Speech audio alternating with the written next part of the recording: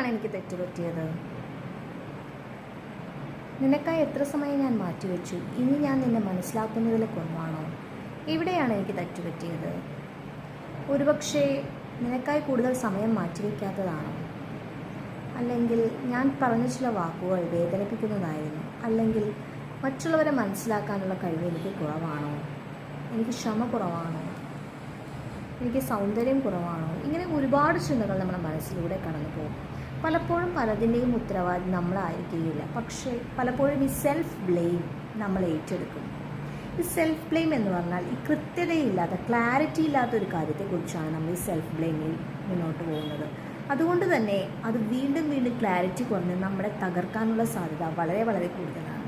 ഈ self blame വരുമ്പോൾ നമ്മൾ അറിയാത്ത കാര്യങ്ങളെക്കുറിച്ച് ചിന്തിക്കാതിരിക്കുക, അതിൻ്റെ വഴിക്ക് വിടുക. നമുക്ക് ചെയ്യാൻ സാധിക്കുന്ന ക്ലാരിറ്റിയുള്ള കാര്യങ്ങൾ ചെയ്യുക എന്നുള്ളതാണ് ഏറ്റവും നല്ലത്.